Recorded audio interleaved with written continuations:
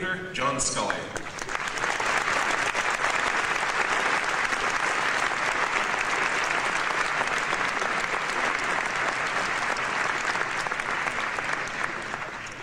Well, thank you. Good morning and welcome to MACWORLD San Francisco.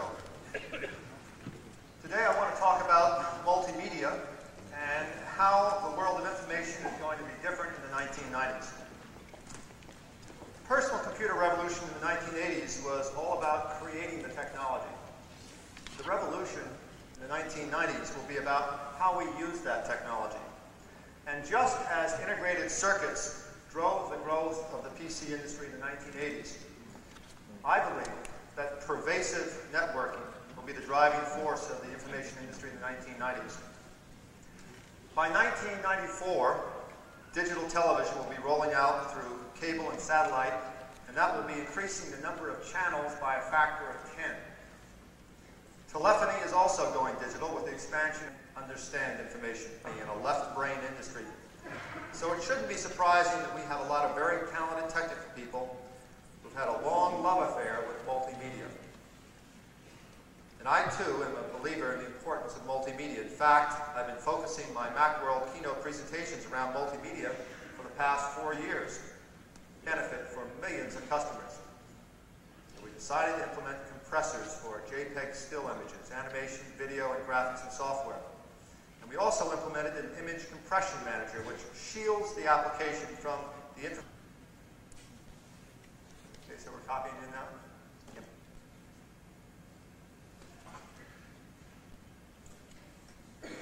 About how long does that take to copy in? It should be about 15 more seconds. Okay. So we'll load the software in. Now this is what you would do if you were going to add a CD-ROM and QuickTime to your own system. Okay, now the next thing we're going to do is we're going to turn the Mac off. As we finish copying. Copied? Yep. Okay, finished. Okay, we ready to turn it off? Then we're going to connect the terminator to the back of the Macintosh CD-ROM drive. Got that done? And then we're going to connect the SCSI cable between the Mac and the CD drive.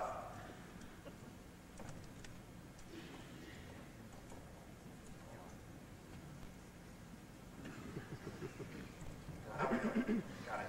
Okay. Now let's plug power in for the CD drive and turn the Mac back on. Okay, it's all done? It's done.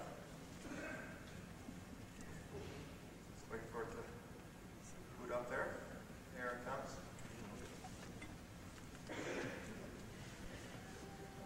Yep, there we got the happy Mac, and it's ready to go.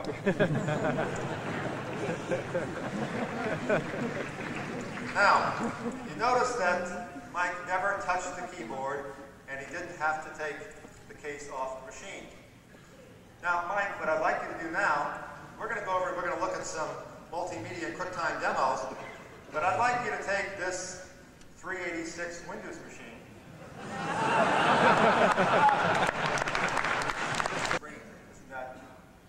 Is it just as easy to read it from a paperback? Well, there's a number of interesting benefits. Perhaps I could set the context a little bit.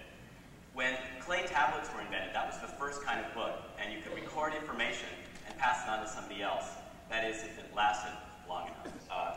Book, and we had it all cross-referenced, so even the scientific name will bring up when you search for that. So you can also, we've also tried to expand the books. Instead of just including the full text of the book, we also added a few things.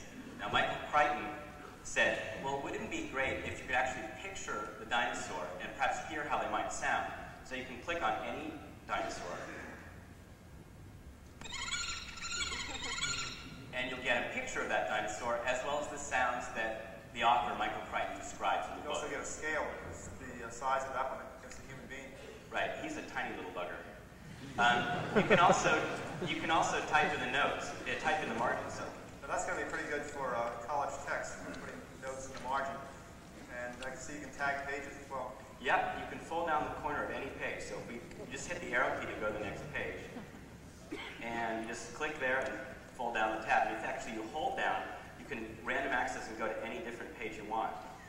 So, for example, we can show our favorite PSOT.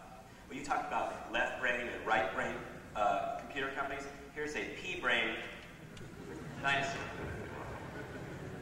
These are shipping right now for $19.95, and they're available on the show floor. Now, what kind of reaction have you got to the book?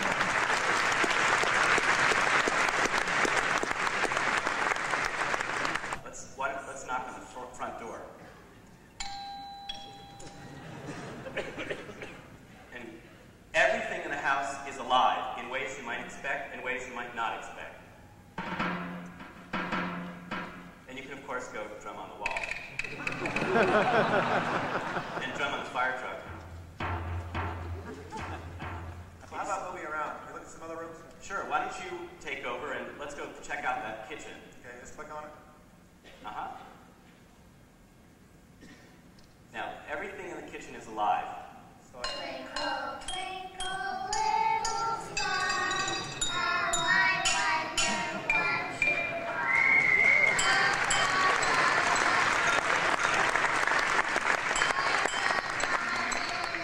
the sky.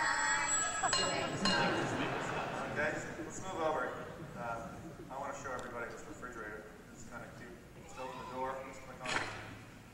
And you can go up to take the butter tray. Betty bought some butter, but she said, this boy is bitter.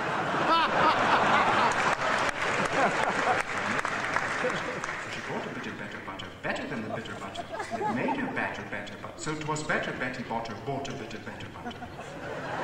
Okay, repeat after me. Here goes an egg.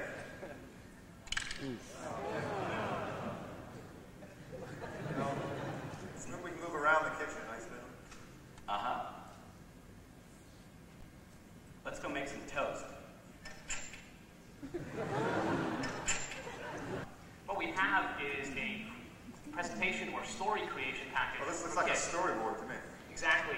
Kids can use this package to build any sort of presentation or slideshow that they like. So these are little trucks, and they've got a big white panel on the side. Right? And we can put anything into these panels. We can put sound into these panels. We can put pics into these panels, pictures, and we can also put QuickTime movies into these panels as well. Show us how that works. So click on our little slide tool. We have some fun sound. We'll go and pick some movies. We've got little QuickTime digital videos of skydivers. We'll add to this truck. And we'll add some more and say we've got some giant waves we can add to this truck. Kids can add sound to these trucks. They can also add some really great transitions between So each of these represents a different transition. right, between moving left, between moving down. And we'll select our dissolve feature, say OK, and now we've built we've compiled a new QuickTime movie built on 2 other QuickTime movies, and we can play this.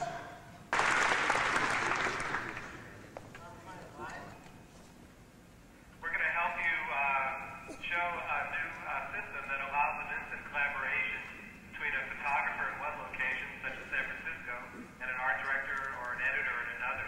And then we'll send a picture to the magazine in just a matter of seconds. Of course, that's a pretty exciting thing for somebody like me at Time Magazine, where we have to deal with very, very tight deadlines. We're going to imagine that we're on one of those kind of deadlines today. Okay, well, we have Greg Heisler here, as a matter of I'd fact. like to introduce Greg Heisler, a world-renowned photographer, and has done a number of memorable images for Time, including last year's Man of the Year, George Bush, and this year's Ted Turner. Greg's going to photograph you, John, and we're going to discuss how we can use the photo in the magazine and try and create an interesting image and do it very quickly. Great. Arthur, just to say, when I do this thing of John, we're just thinking of a crop kind of around like that. Does that seem about right? Yeah, that looks like it might be nice, perhaps a little loose, but Okay. Want to keep it pretty simple, I think, and we may want to actually be able to incorporate some type in the image. Okay, no So problem. just bear that in mind and do your usual stellar job. Excellent. Okay, John, if we just go here now.